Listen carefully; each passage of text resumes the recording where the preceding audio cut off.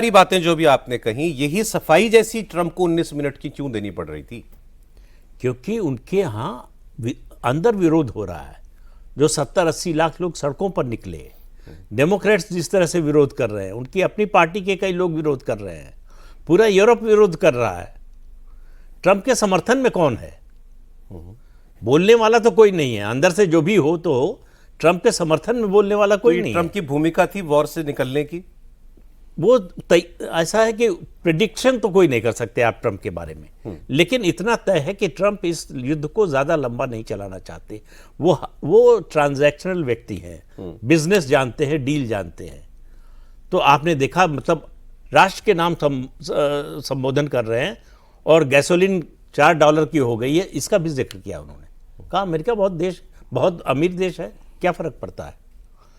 इस समय अगर आप युद्ध में देखिए तो सबसे ज्यादा फायदा किसको हो रहा है? अमेरिका को, रूस को और चीन को।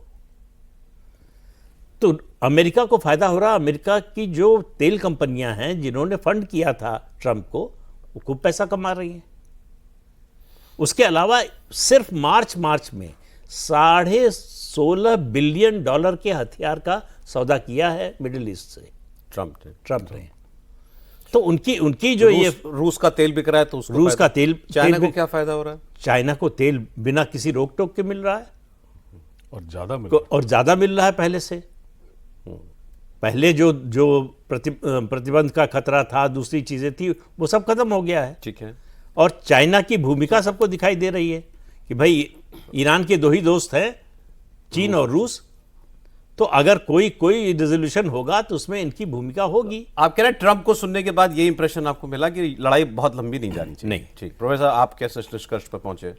मुझे लग रहा है कि ये जो 10 दिन का उन्होंने कहा कि सिविलियन इंफ्रास्ट्रक्चर पर अटैक नहीं होंगे, एक तरह से जो लल, वो मैं मान रहा हूँ लल बिफोर 6 तारीख तक, 6 तारीख तक, हाँ 6 अप्रैल तक, वो मैं बोला तूफान के पहले की शांति है।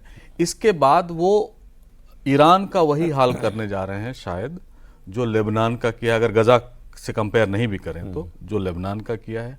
अब तक उन्होंने 1100 ठिकानों पर हमला किया है।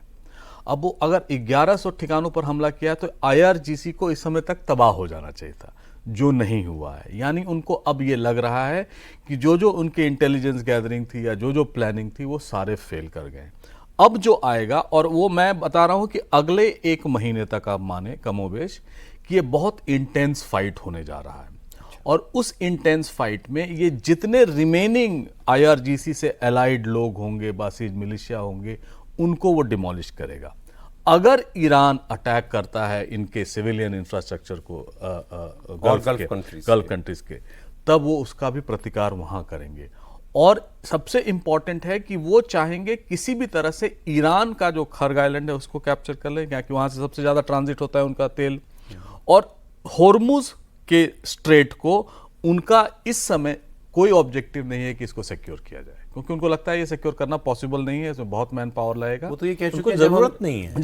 जब हम चले जाएंगे युद्ध खत्म करके तो अपने आप खुल जाएगा। समझ जाएं, जिनको लेना है समझ जाएं। और इस समय officially Iran non China, non India, non Russia या जो भी उस टाइप के कार्गोज हैं या जो तेल हैं, उनसे वो $20 मिलियन टोल टैक्स ले रहा है। और ये ओपन फैक्ट है। और यही अगर फ्यूचर में करता रहा तो आप ये इमेजिन कर लीजिए कि 20 मिलियन इंटू जितना भी होगा, माना जा रहा है कि $100 बिलियन वो सिर्फ ट्रांजिट राइट्स लेगा टोल टैक्स में। अभी आप मान रहे हैं कि ये लड़ाई अपने और भीषण वक्त में एंटर करेगा। और उसके बाद कितना चलेगी ये?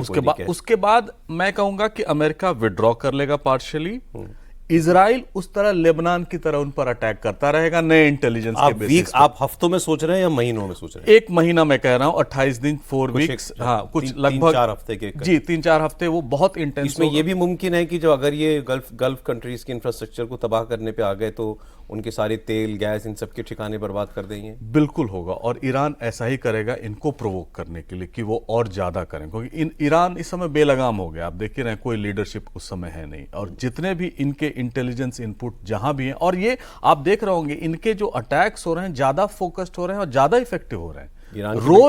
रोज के जहां कहता है वहां मारता है। और रोज के रोज इजराइल में जो क्लस्टर म्यूनिशंस हैं वो गिर रहे हैं, उनको नहीं रोक पा रहे। अब सवाल ये कि भारत सरकार का असेसमेंट क्या है, अगर देवेंद्र जी को पता चला हो इस बारे में? कल कैबिनेट भी हुई, अभी हम देख रहे थे वो जो एक मिनिस्ट्रियल ग्रुप सीनियर मिनिस्टर्स का बना है, उनकी भी मीटिंग अभी चल रही थी। सरकार जो रोजाना की ब्रीफिंग करती है वो तो ट्रंप को तो भारत सरकार ने भी सुना ही होगा। किस इंप्रेशन में कहाँ पहुंचे नतीजे पे? कल जो सीसीएस की बैठक हुई थी या अभी जो इंटर मिनिस्ट्रियल ग्रुप की जो बैठक चल रही है, जब हम लोग बातचीत कर रहे हैं राजनाथ सिंह की अध्यक्षता में, कल पीएम की अध्यक्षता में, तो उसमें मोटे तौर पर उस बैठक में ये था कि क्या क्या समस्या हमें आ रही है, कैसे उसे निपटना है। लेकिन ओवरऑल अगर फ्यूचर के हिसाब से देखें तो सरकार में टॉप लेवल पे ये असेसमेंट है कि हम लोग एकदम क्लूलेस हैं कि ये वॉर कहाँ जा रहा है, कहाँ और कितनी देर तक, कितनी देर जाएगा। और उसके पीछे वजह ये है कि डोनाल्ड ट्रंप क्या करेंगे वो नहीं पता। इसको इस उदाहरण से सवाल समझें तो ये लगेगा कि बहुत लॉजिकल बात भी है कि जो 5 आइज ग्रुप है, US, UK, Canada, Australia, New Zealand, तो वो 5 आइज किस लिए है कि आप इंफॉर्मेशन साझा करते हैं और टॉप लेवल का, दुनिया में सबसे बड़ी चीज़। डोनाल्ड ट्रंप का स्टेटमेंट आ रहा है, उसके बाद ऑस्ट्रेलिया के प्रधानमंत्री इस बात को कह रहे हैं कि मुझे ये बात नहीं समझ में आ रही है कि अगर सब कुछ अचीव कर लिया गया इस वॉर से तो फिर इसे जारी क्यों रखा गया है। मतलब अगर ऑस्ट्रेलिया के प्रधानमंत्री यूएस के प्रेसिडेंट और यूएस के स्टैंड के बारे में क्लूलेस हैं तो फिर कौन ही अंदाजा लगा सकता है।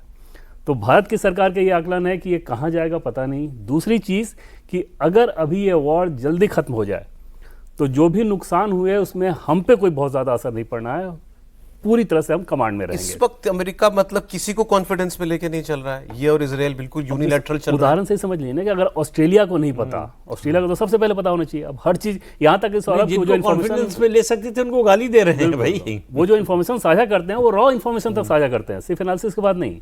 और उस देश को पता ही नहीं है कि क्या होना है। तो अकल्पनीय है ना कि यूके, पोलैंड, शायद पोलैंड ने वो बैटरी एयर डिफेंस देने से मना कर दिया, यूके, फ्रांस, इटली, स्पेन, इन्होंने एयर स्पेस देने से मना कर दिया। मतलब ये एयर स्पेस तो कुछ भी नहीं होता सर लड़ाई में। एयर बेस मांग लिया होता, सेना मांग ली होती, जहाज मांग लिए होते, वो समझ में आता। आप एयर स्पेस नेटो कंट्रीज नहीं दे रही हैं अगर ट्रंप, और अमेरिका के प्रेसिडेंट को मना कर रहे हैं, मतलब ये अनप्रेसिडेंटेड है, मुंह पे मना कर रहे हैं। हाँ, अभी तो इमानुएल मैक्रों के लिए जो कुछ इन्होंने बोला था, ट्रंप ने अपने भाषण में चाहे पता नहीं क्यों नाराजगी निकाल ली अपनी इमानुएल मैक्रों फ्रांस के राष्ट्रपति पर कि इनकी वाइफ बड़ा इल ट्रीट करती है इनको, और फिर हंसे, फिर मजाक उड़ाया। तो उसके बाद उन्होंने अब वो खुल के आ गए मैक्रों भी, उन्होंने कहा कि इस आदमी में मैनर्स नहीं है। ये जो ठीक बात है, सीधा बोल दिया उन्होंने भी। मुझे लग रहा है ये जो स्टेट ऑफ जो भी उनका प्रेस कॉन्फ्रेंस था या जो भी इन्होंने राष्ट्र को संबोधन किया, वो झूठ का सेमीफाइनल था। फाइनल झूठ जो है वो 1 महीने बाद आएगा, और उस समय यूरोप पूरी तरह से प्रिपेयर्ड होगा। अगर संबंध विच्छेद भी करना चाहें तो हम तैयार सर हैं। वो हमारा इशू, हम कहते हैं वो हमारा लुकआउट है नहीं है यूरोप जाने, और हमारा तो ये है कि ये ट्रंप तो यूं ही हाथ हिला के चल देंगे टाटा, तो ये स्ट्रेट ऑफ हॉर्मुज फिर हमें ईरान की शर्तों पर चलना पड़ेगा। यहाँ पर देखिए, स्ट्रेट ऑफ हॉर्मुज के लिए तो ईरान की शर्तों पर जो भी उधर से गुजरना है जिसको चलना ही पड़ेगा, आगे भी। मतलब ईरान को डिफाई करके आप जो है वहां से अपना सामान नहीं निकाल सकते। उन्होंने पार्लियामेंट से मैंडेट ले लिया है कि हम टोल टैक्स लेंगे यहाँ से। कोई मतलब नहीं है पार्लियामेंट के मैंडेट लेने न लेने का, आईआरजीसी तय करेगी। फॉर्मलाइज कर दिया, मैं कह रहा हूँ उसको। हाँ, जिसको जाने देना चाहेंगे उसको जाने देंगे, जिसको रोकना होगा उसको रोक लेंगे। पार्लियामेंट का जो है वो रेजोल्यूशन उनको इनके लिए कोई बाइंडिंग नहीं है।